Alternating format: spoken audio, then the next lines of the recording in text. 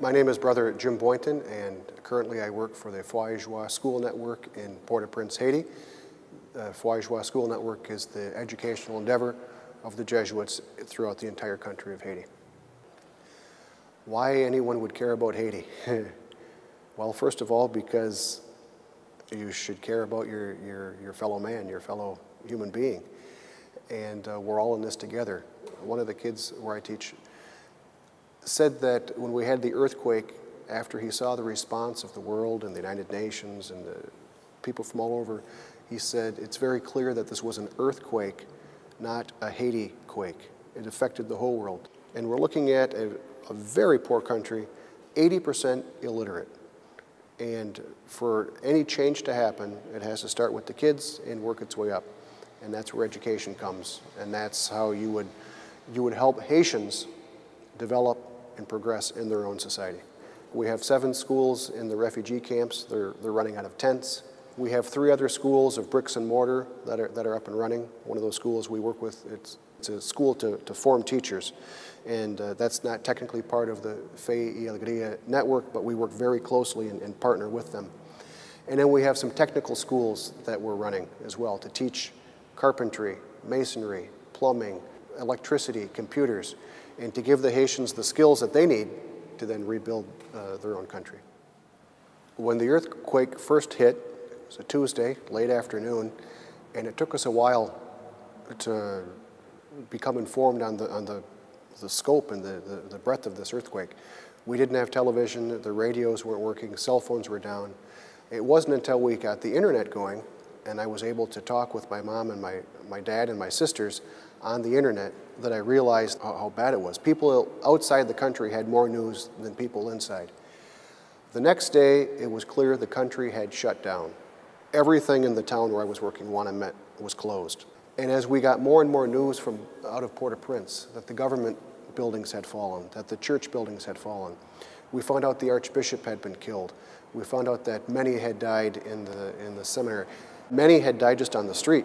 And the reports were just getting worse and worse and worse. And I was afraid. At first I didn't know I was going to be going to Port-au-Prince. And once I found out that I was going, to be honest, I was extremely afraid.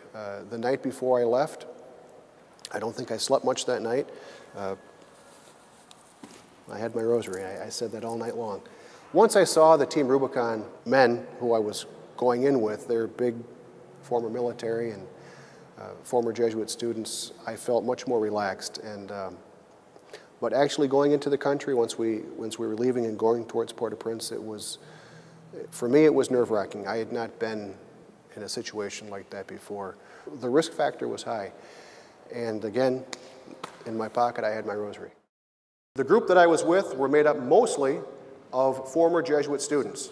Loyola Academy, Loyola University, Marquette University, Georgetown University, and Loyola Marymount out in California. And they called themselves Team Rubicon. They self-deployed. I met them, and we went to Port-au-Prince. I had no idea what I was getting myself into. All we heard on the news was that there was rioting, that there was looting, the city had crumbled, it was on fire, there was no food, there was no water, don't go. But Team Rubicon decided that they would go, and I was their Jesuit contact. You feel helpless when you watch people who are just in tremendous pain. And there was a woman that we were working on near the Haitian White House.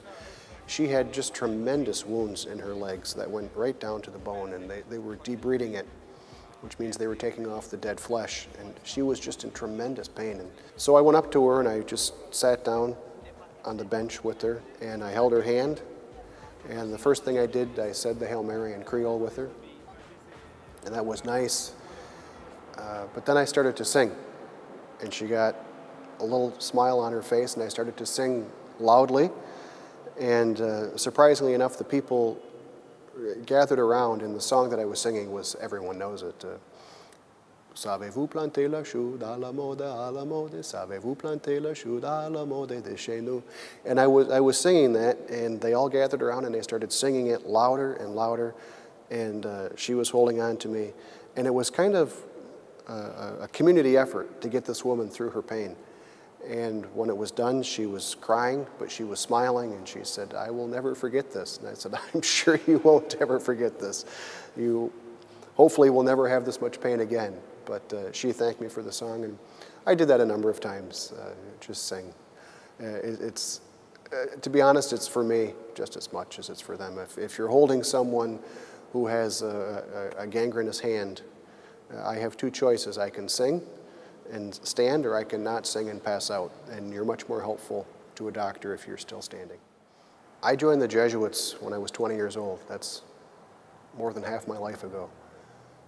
And the reason I joined the Jesuits was because I wanted to be a missionary. People have paid for that throughout the course of my Jesuit career. I'm extremely grateful, certainly to my parents who gave me life, but then beyond that to family, friends, and friends that I don't even know. We're in a chapel right now. There's a picture of Father Marquette on the window. Father Marquette founded my hometown. He named it after St. Ignatius of Loyola, St. Ignace, and he's buried in my hometown. When I was finally missioned to go and be a missionary, for however long this is going to be, I had no idea what it would entail. I knew I had the support of my family and my friends and my fellow Jesuits, and I was going off to be a missionary like Marquette, but instead I've become a missionary like Jim Boynton. And that's really hit home for me. This is my mission, but it's not just my mission. It's the mission of the entire Society of Jesus that I play a small role in. And by the roll of the dice, it happened to be Haiti, and it happened to be the year we had the earthquake.